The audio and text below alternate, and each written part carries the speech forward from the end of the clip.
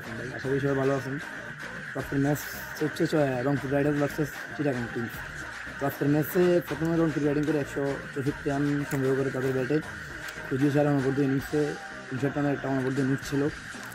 পরবর্তীতে যাই হোক 164 রানের টার্গেটে চট্টগ্রাম ব্যাট করতে নেমেছে প্রথম বলে সন্ধান আউট হওয়ার পর আসলে চট্টগ্রাম তেমনভাবে ঘুরে দাঁড়াতে পারেনি। আমরা ম্যাচে দেখি শামীম পাটোয়ারি আর ছক্কা নাইন যাকে বলা হয়, সে অনেক চেষ্টা করছে ম্যাচটা নিজেদের করে নেওয়ার জন্য। আসলে তারা ব্যর্থ, কারণ তাদের সামনে আছে আকিব জাভেদের মধ্যে ঘূর্ণি পড়া।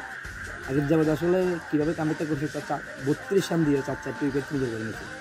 আর খুদ্দির কথা না, খুদ্দির কথা না বললে তো নয়, কারণ তিনি 59 রানের অনবদ্য ইনিংস খেলেছেন, তার মধ্যে আবার 4 ওভারে 22 রান দিয়ে 2 উইকেট তিনি নিজের করে নিয়েছেন।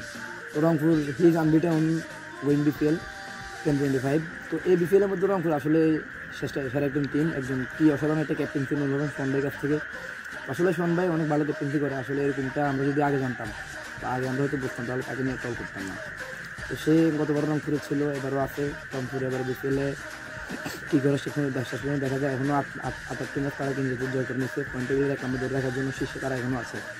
শেষমেশ দেখা যাক ফাইনালে কে যায়। আমরা আশা করি, আমি যতটুকু জানি, আমার সম্ভবত আমার প্রেডিকশন আর কি এটা, এবং ফাইনাল খেলবে। চ্যাম্পিয়ন হবে কি না সেটা অবশ্যই এখনো বলা যায় না, কারণ অনেক ভালো টিমও টপ পারফরমেন্স দিয়েও তারা কি বলে, যেমন দুর্দান্ত রাজশাহীর মতো টিম সেখানে এখন 4-এ চলে আসছে। তো সেখানে চ্যাম্পিয়ন হওয়াটা আসলে ডিফিকাল্ট, চ্যাম্পিয়নের বলাটা। ফাইনাল খেলবে এতটুকু আশাবাদী। তো শেষ ম্যাচ রংপুরের জন্য শুভকামনা রইল।